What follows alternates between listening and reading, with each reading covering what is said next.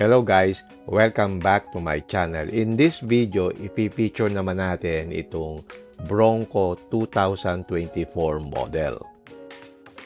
I've known this model for a long time already, pero ngayon lang siya dinala dito sa Pilipinas.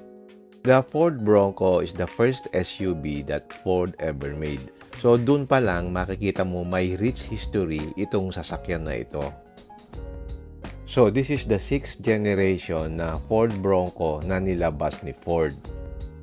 Bali, tinigil nila yung production nito at yung last production ng Bronco was in 1996. So, matagal bago sila nakagawa ng bagong rendition ng Ford Bronco. At itong 6th generation Ford Bronco, matagal na ito sa US since 2021 pa.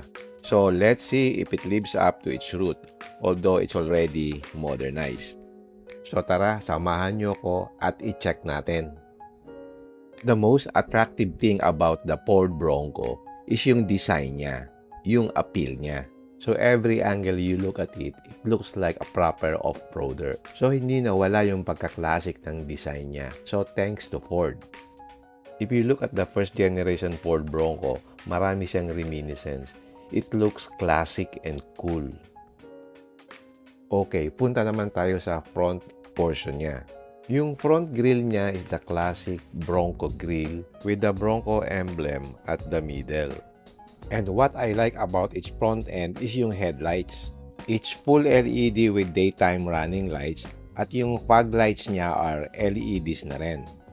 And just like the Ranger Raptor, meron din siyang front skid plate which would protect the undercarriage of the engine. I love the way the bumper was designed to look thinner to make the wheels more prominent. So in that way, nagmumukhang mataas talaga yung vehicle. And also increases the approach angle. So the black accents really gives this Bronco the contrast to make it more attractive. And yung hood niya, merong bulges to make it bulkier and make it more proportionate. And as you can see, meron siyang fender tie downs na pwede kang magtali. So in the looks perspective, it's always subjective. But I think everyone would agree that the front end looks classic and iconic. At yung approach angle niya is 43.3 degrees sa harap, which is high. And this Bronco is made in USA. Malalaman mo na made in US yan kasi may side marker na light amber sa gilid. And from this angle, you can see the prominent fender flares at saka yung big wheel wells to accommodate the 35s. And before I forget, this is the Sasquatch Outer Banks edition ng Bronco. Sa lahat ng variants, ito nadala ng Ford sa Pilipinas. And moving naman sa tires niya, it's 315/70/17. Wrapped in Goodyear tires territory. I think this is the biggest tire fitted in a stock car in the Philippine market. So it really fills in the wheel arches. So mukha talaga siyang brusco from the side. And then meron din siyang aluminum side steps here for ingress and egress. And from the back side, it really looks boxy and classic. At ang isa pang nagustuhan ko sa kanya, yung pagka-ruggedness niya but still maintains the clean look. So if you think of a modern Bronco, ganito talaga dapat ang itsura niya. And here, black out yung buong roof niya at natatanggal yung black parts ng roof niya. By the way, beadlock capable itong wheelset na ito. So you can run single-digit PSI sa setup na ganito. And if you look at the back, the spare wheel niya is the same as the rest of the wheels. And if you look at the back, yung taillights niya is LED na rin. At yung pang-ilalim niya nga pala, yung shock absorber niya is Bilstein. Yan yung kulay dilaw. As against dun sa Ranger Raptor na naka-Fox shocks. So overall, from a design perspective, sobrang ganda nitong Bronco. So in terms of appeal and attractiveness, dito ka talaga ma-attract sa itsura niya. From stock form, wala ka na ring babaguhin since malaki na rin yung wheelset niya. And it already looks proper in its stock form. Okay, punta naman tayo sa interior niya. Pagdating sa interior niya, it's more on the utilitarian side. Yung mga materials used dito is usually mga hard touch surfaces. And even yung mga leather niya is more on the durable side. At yung mga sidings niya is more on the hard plastics. So yung mga seats niya is made of marine grade material. It's a type of leather na pwede mong basain at pwede mo ring i-wash down. Since removable nga yung roof saka yung doors, kailangan mo ng durable materials for the seats at saka dun sa door sidings. Which is my purpose talaga kasi it was designed for outdoor and off-road activities. At yung steering wheel niya is tilt and telescopic. And then nandito yung button niya for the infotainment system and instrument cluster. At nandun sa left side yung adaptive cruise control. And then nandito yung adjustment niya for the headlight and the instrument cluster illumination. Nandito rin sa baba yung automatic parking brake saka yung sa hood latch. And then sa front seat, meron siyang 10-way adjustable with lumbar support. At dun sa passenger side, ganun din, automatic adjustment with lumbar support. At yung roof niya, pwede mong tanggalin. Kailangan mo lang i-twist itong mga latches niya. And then, pwede mo nang matanggal yung kanyang roof. So, ganun lang tanggalin yung roof niya. Yung roof panels actually is magaan lang.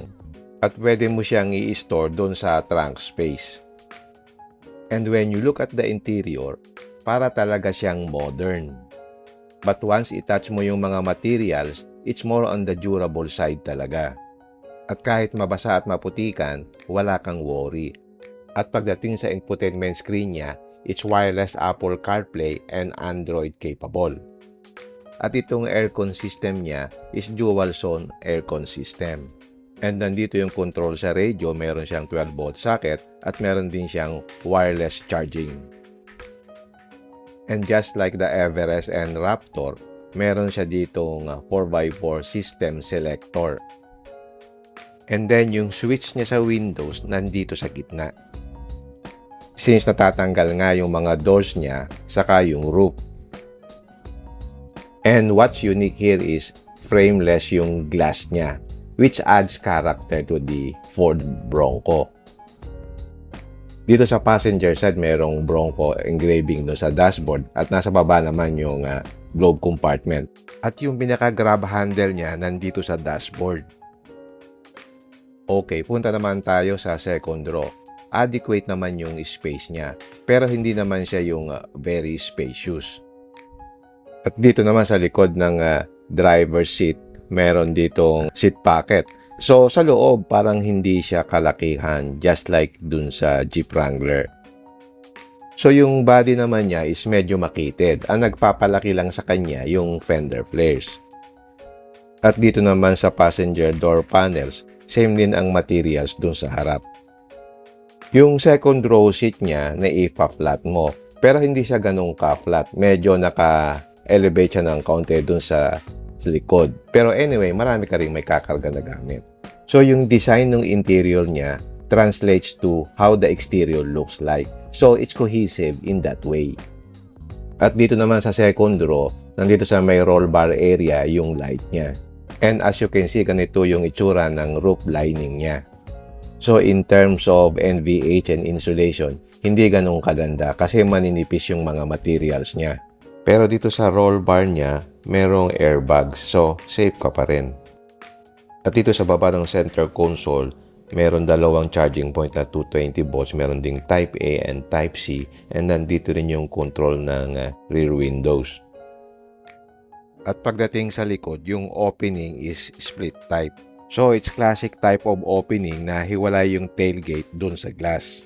Para pwede kang kumuha ng gamit kahit nakasarado yung tailgate. So, pagdating naman sa likod niya, malaki din naman yung space. So, nandito yung kanyang jack saka yung kanyang mga tools. At nandito yung roll bar niya, meron ding 12-volt socket at meron ding lighting system. At meron ding storages dito at makikita mo yung frame niya since natatanggal nga yung roof niya. At dito sa may roll bar, nandito yung speaker niya na Bang & Olufsen. And 5-seater lang siya. So, medyo malaki yung storage dito sa may bandang likod. So pag isasara mo yung tailgate, una mong isasara yung glass. Kasi pag inuna mo yung tailgate, hindi po pwede kasi sasabit yung glass dun sa spare tire. Okay, check naman natin yung engine niya. Ang engine niya is 2.7 liter EcoBoost V6 with 10-speed automatic transmission. Meron siyang maximum power na 335 PS at 5,750 RPM at yung maximum torque niya is 555 Newton meters at 3,000 RPM. In terms of engine performance, ito yung one of the strongest point of this vehicle. It has a powerful engine and won't leave you wanting for more power. So si Ford, meron siyang dalawang V6 option for this Bronco. Yung isa 2.7, yung isa 3.0.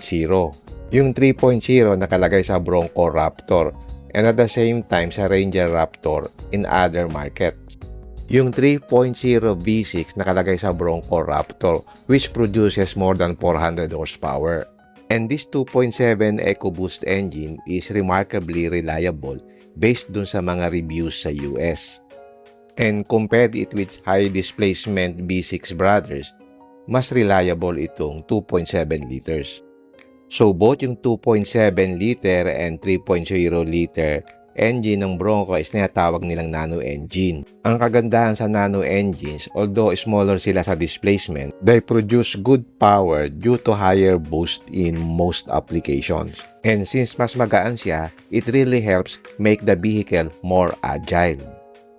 Comparing it with the V8 of Ford, noticeable talaga yung weight difference pagdating sa big block V8s. Kaya I do believe na tamang-tama lang yung V6 for this platform. So dito sa Philippine market, isang variant lang, which is the 2.7 liter EcoBoost nano engine. Later in the test drive, malalaman natin ang performance nitong engine and how responsive it is. Just like the other Ford vehicles, meron siyang different modes. Meron siyang normal, eco, sport, slippery, mud ruts, saka sand. So it can tackle whatever roads and trails with a single flick of the knob. Pwede rin siyang mag-set para sa iyo ng configuration.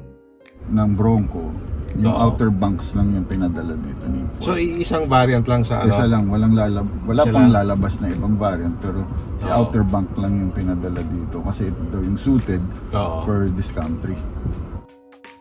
Okay, let's start the test drive. Ang una kong napansin dito, yung light steering. Kasi naka-EPS siya, just like the other Ford models. Given naman yan sa Ford kasi they always use EPS for comfort. At kahit sa anong model ng Ford, pinaprioritize nila din talaga yung comfort. And in terms of visibility, maganda talaga siya. Kasi yung rake ng windshield is similar to the Jeep. So minimize talaga yung blind spots niya. Pagdating naman sa interior vibe niya, actually maganda siya. It's on the small side pero hindi mo naman feeling na claustrophobic ka. Kasi malalaki yung windows at saka boxy yung design niya. And just like other Ford models, meron din siyang adaptive cruise control at meron din siyang active safety features dito sa Bronco. And just like the Ranger Raptor, pareho silang may 4A selection. Sila lang dalawa sa Ford models ang merong ganitong system sa market natin, which you can use sa sales surfaces. Inshallah. Ano lang to, twist mo lang, tapos alis na. Sarap i-drive pagka gasoline. No? Ang unang napansin ko dito is yung magaan na feeling kapag dala mo siya. Yung throttle response niya is very responsive. Expected na yon kasi malaki yung engine niya na V6. And also yung power delivery niya is very smooth. So because of it being an outdoor type of vehicle, so yung expectations ko in terms of sound deadening ay hindi maganda. So expected na yon kasi yung doors niya is removable, pati yung roof is removable. Kailangan mo ng mas magaan. So I would say na manipis yung insulation nila. So tingnan natin pag nag-gain ako ng speed kung mapapansin nyo na yung NVH talaga is affected. And then ang tires nito is 35, no? Naka 35 siya. Naka sir. 35? 17 inch. 17 na 35, yun laki.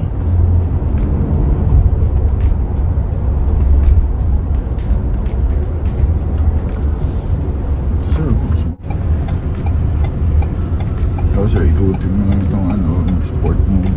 Naka normal mode tayo ngayon. Normal lang ito sir. So ilang speed dito bale? 10 speed din siguro. Naka 10 speed sir. 10 speed, no? Talaga, feel mo yung difference ng gas sa diesel sir. Oh, sa iba, Raptor. iba talaga. Ito yung normal, Eco. Eco, Sport. Sport. Ah, Yan, Sport mode. naka 4x4 yan sir. 4x4A. At dito sa upper portion ng dashboard, meron siyang waterproof buttons. Ang kagandahan nito, meron siyang front and rear differential lock. Reminds me of Bilstein shocks nga pala to. Mm, So, iba rin yung comfort ng Bilstein pala. medyo hindi sing ganda nung kay Raptor, pero matatag. In terms of ride, on the firm side siya. Pero in terms of suspension, mukhang okay naman. Ang suspecha ko, matigas yung gulong. Mamaya, i-check natin yung tire pressure kung matigas nga siya. Kasi mararamdaman mo yan from the get-go kung matigas talaga yung suspension o yung gulong. Kasi feel mo talaga yan sa steering kung may vibrations. Sa ibang suspension kasi, kapag naramdaman mo yung ride, alam mo na suspension yung matigas, hindi yung gulong. And when it comes to size, ang feeling mo parang nagdadrive ka lang ng PPVs like Montero, Fortuner, or Everest na pinataas lang ng a few inches, unlike kung naka-pick up ka na naka-extended yung wheelbase. Dito very compact siya. So, ilang kulay ang available? Meron tayo sir, red, tapos dalawang gray, yung cactus, at saka yung azure na may plus 20,000 na premium. Okay. Tapos nakita mo yung eruption green, Yung eruption green, no? tapos black, white. May white din? May Ganda siguro white ng white dito. Ayan. Check natin yung yung pagliko niya kung may body roll. Pwede, no? Tapos may roll pa din, no? So, sarap nito. Fuel consumption siguro malakas. Kasi Malakas. wala kang Konti magagawa yan, sir. dyan. Siguro mga Magagawa dyan. 5 kilometers per liter. Oo. Pero itong mga bomba mo, mga 3 to 4 ka lang dyan. Pagka ganito yung mga daraw. Oo.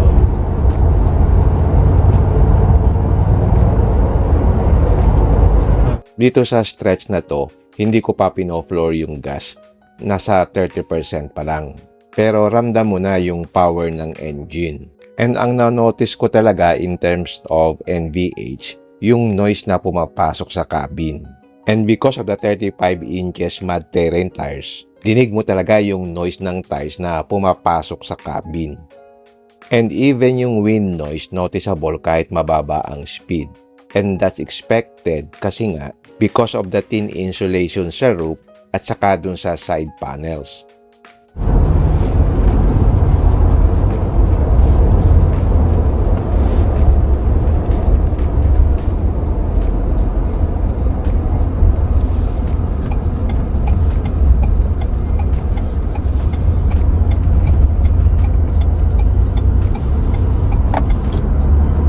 Mo unit talaga namin.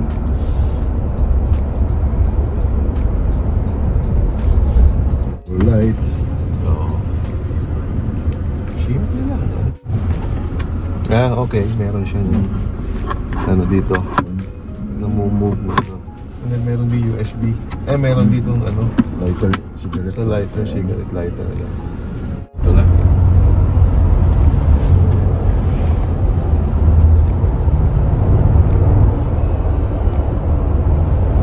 Kusina kaya nito.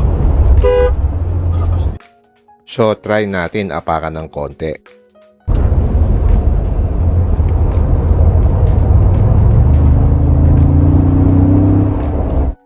So the engine performance and power delivery is very good. So it's not the typical turbo engine na may certain RPM na ramdam mo yung turbo boost. So very linear fashion yung power delivery. Wala kang noticeable delay sa low RPMs, which is good. Since twin turbo siya, the smaller turbo works at lower RPM, while the other turbo works at higher RPM. So, nararamdaman mo talaga na wala siyang lag at low RPM. And malaking factor din yung 10-speed transmission niya. Usually kasi yung 10-speed naghahanap siya ng gears niya eh. Pero in this case, hindi naman siya nag-gear hunting. Alam niya kung kailan niya ipapasok yung specific gear. And yung brakes naman niya, adequate naman. Okay din naman yung progression ng brakes niya. Hindi malalim yung braking point niya. So, it feels solid naman. So, pagdating sa powertrain niya, it's really enjoyable and smooth.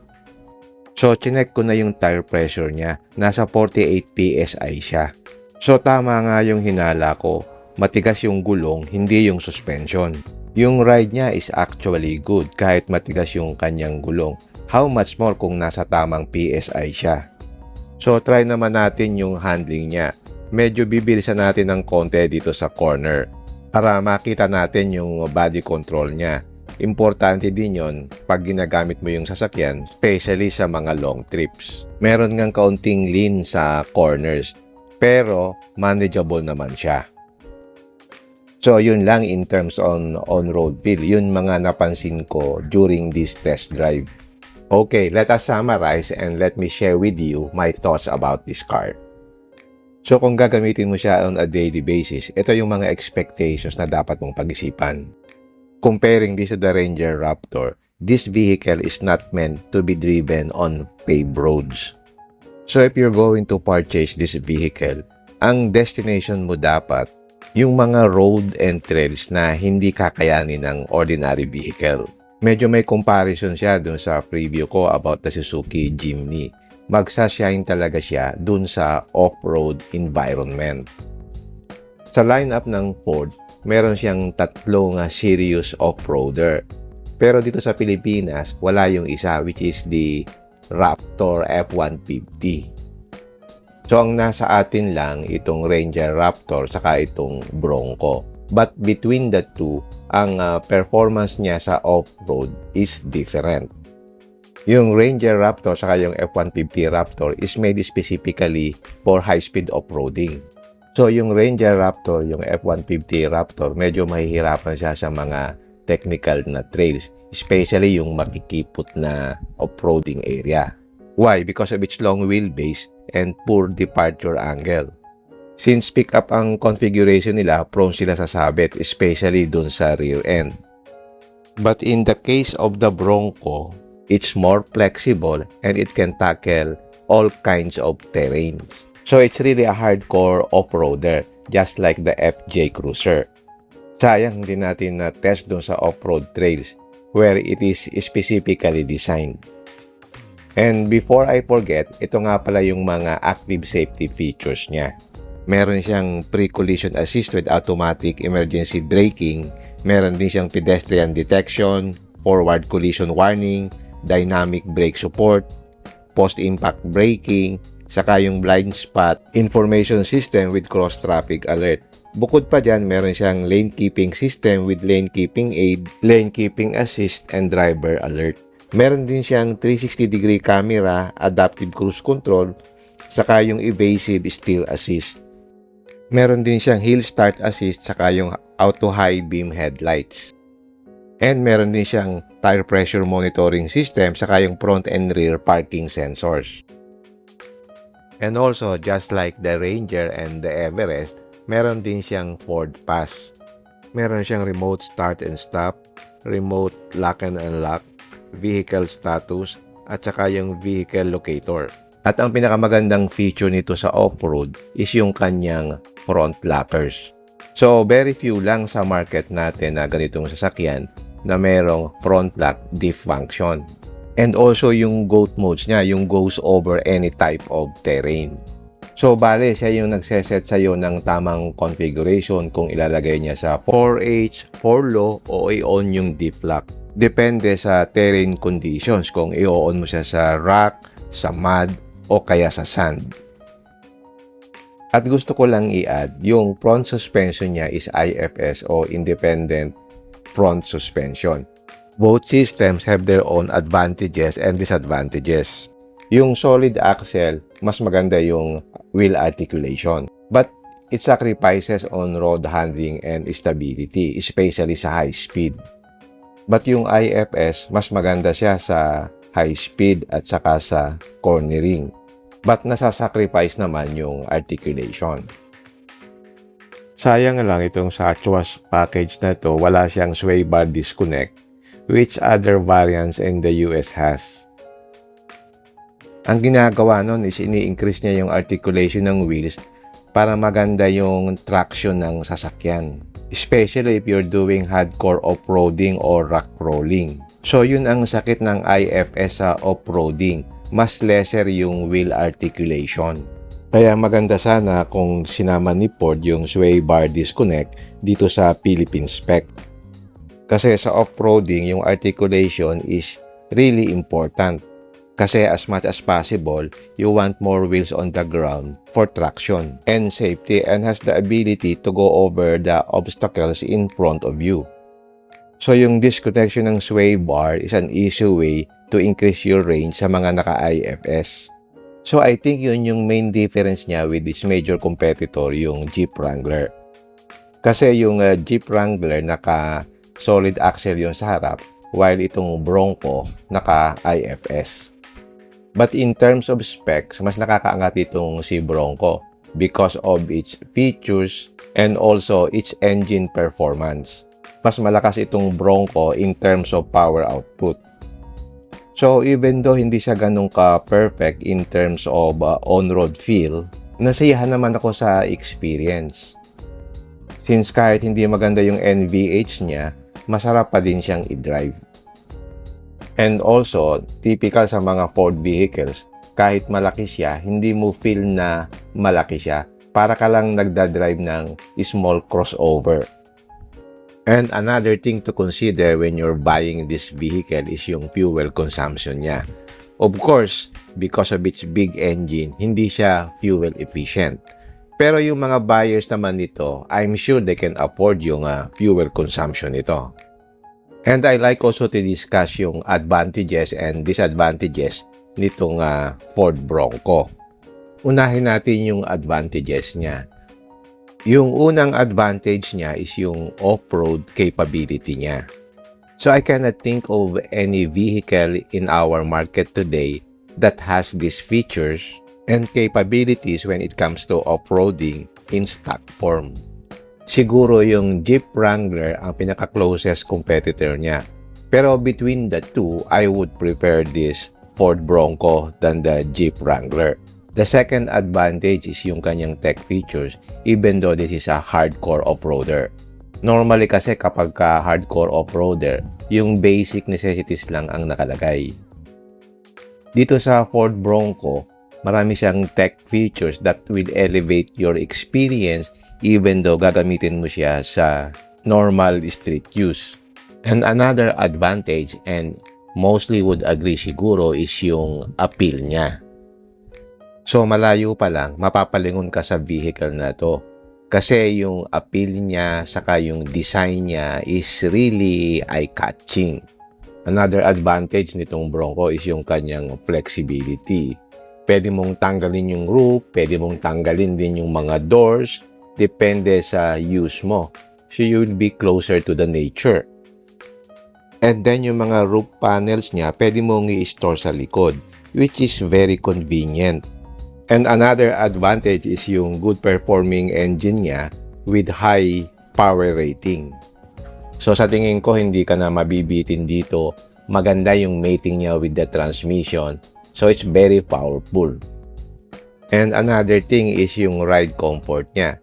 So pagdating sa suspension feel, since naka-Bilstein shock siya with position sensitive and stop control valve or ESCV. So, masarap talaga yung suspension niya. Komportable naman siya. And you know naman, yung Bilstein shocks is known for its durability and performance. So, ano naman yung mga disadvantages? In terms of disadvantages naman niya, ang isa sa pinaka-disadvantage nito is matakaw siya sa gas kasi ang laki ng makina tapos gasoline pa. And since naka V6 engine siya, malaki yung displacement, and with the addition of additional cylinders, expect more lubricating oil needed.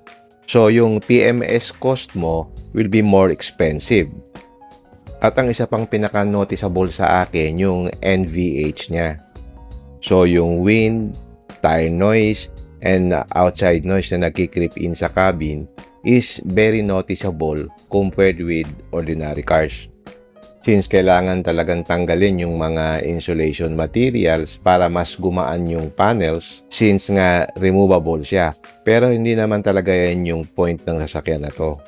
And another thing is, maganda naman talaga kung mayroong mga active na safety features and modern tech. Pero kung serious off-roader ka, may room for error siya in the future kung gagamitin mo talaga siya pang baragan. And lastly, yung price niya. Itong Ford Bronco retails for 4,998,000 or 5 million.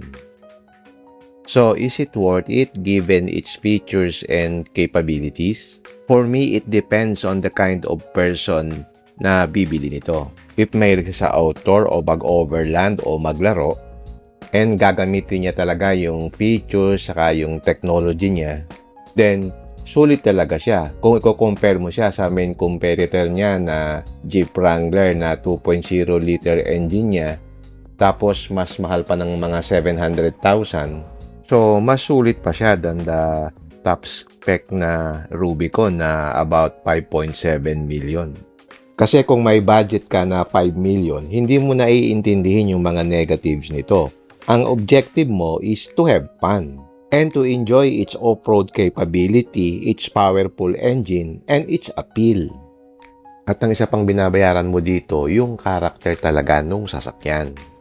Minsan nga kahit maraming negatives, yung character pa lang, yun yung nag-a-attract sa mga buyers eh.